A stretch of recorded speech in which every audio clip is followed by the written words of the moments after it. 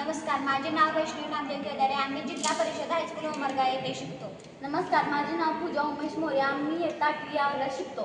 महिलांच्या आरोग्यासाठी मासिक पाळीची स्वच्छता ही अत्यंत महत्त्वाची बाब आहे. परंतु सध्या वापरल्या जाणाऱ्या पारंपरिक सॅनिटरी पॅडमध्ये 90% प्लास्टिक व कृत्रिम रसायने असतात, ज्यांना पूर्णपणे विघटित होण्यासाठी 500 ते 800 वर्ष लागतात. त्यामुळे पर्यावरणावर गंभीर परिणाम होतो. दुसरीकडे ऊस गाळपानंतर जो राहिलेला लगदा असतो तो सहज उपलब्ध होतो. ग्रामीण महिलांना सॅनिटरी पॅड परवडत नाही. पर्यावरणपूरक आणि सुलभ पर्याय उपलब्ध नाही. आम्ही ऊसाच्या लगद्यापासून बायोडिग्रेडेबल सॅनिटरी पॅड तयार करत आहोत.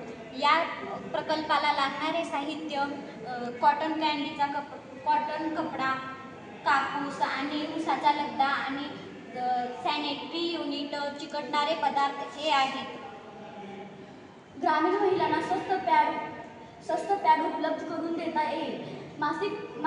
मासिक पाळीबाबत जागरूकता वाढेल. तसेच लाज गैरसमज कमी होईल. यावर परिणाम प्लास्टिकचा कचरा व प्रदूषण कमी होईल. रसायनमुक्त पॅड उपलब्ध होतील. हे मी तुम्हाला कृती करून दाखवते.